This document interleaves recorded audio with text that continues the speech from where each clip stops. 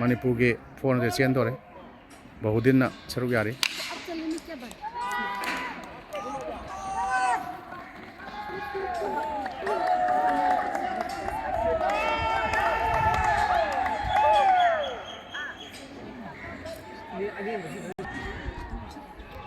मणिपुर के हौजी चलक सेकेंड बोक्ता लेरी फास्ट तारक यान ले फास्ट तारी जो मणिपुर ना 400 ता मणिपुर गोल अमा फंगे यावी दा 400 किनी 400 चेन बा होरे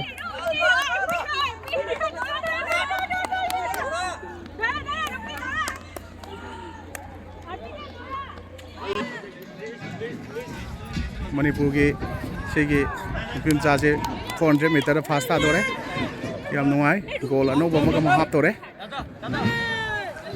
चलो चलो चलो चलो चलो योगदरे चलो चलो चलो यस यारे यारे यारे फास्ट सेसंगो हेलो सिदा second great good third is coming come run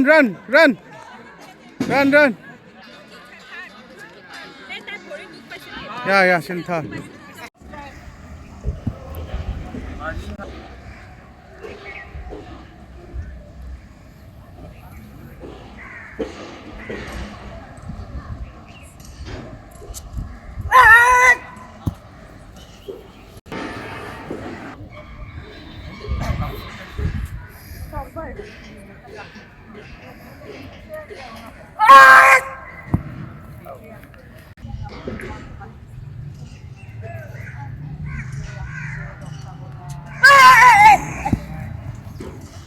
Karo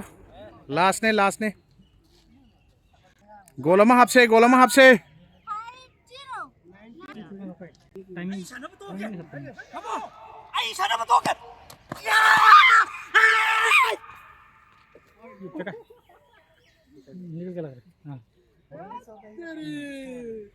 नहीं देख पाती यार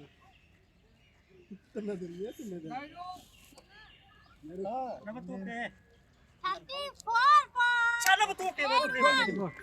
Okay. Congratulations. Thank you. Ming Prakam Kumar, Agi Lakomna, Tanga, Ting, Omang Kai, I know a Sai play, a mother, I could see you in a para sports. I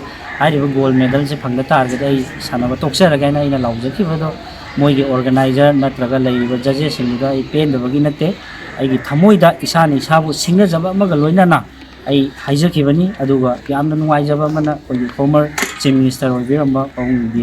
Samaki Facebook Pesta, I could be para sport players, Signal Puni Togapi Buena, I put a medalama, Manipur given account, Hangomatan the Mahak, Bucky Facebook Pesta, Sumana Tagat Pira, for young I thought financially, not Ragana, morally support of Viratabatar, Satpamatan, Viratabatar, Supona Sumana, Echimelama, Hambirakumatam, Mahaki Facebook page. Asidagi sumaina thagat pirakai je koi mati harau jaba thamoida eba hena makhata tarna honaning mudu pawi adu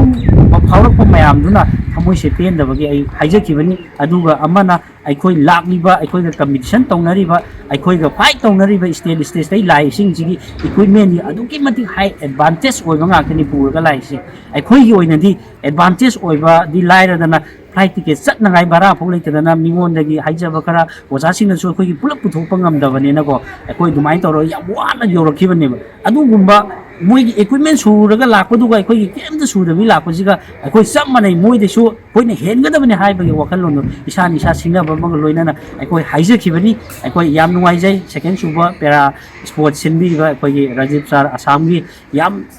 phajana organize tawbi mafam phajana pb laifam phajana pb saba thakpa phajana aikoi bu moi organization aduki matik yamna aikoi bu treatment tawi aduga aina haijaningba mana aikoi para Olympic Committee of India haina leirisiga para Olympic Association of India haina leirisiga aduga sport haidai Olympic Association of India haisiga samana ba mi da dum samana ba competition ngatani leiriba participate tawriba mi jing khakta different oi bai wani adu level of sport competition chap manaba ngakini aduna leiriba laibak praja mayam amana aikogi gyan ta ba mayam amasu yaubiramani asi chap manaba treatment da aikoibu without discrimination aita discrimination yaubidana aikoina lei sanarjariba natraga leiri se makoiga adum chap manaba naise mayam punamakta ai appeal tawjaraga matang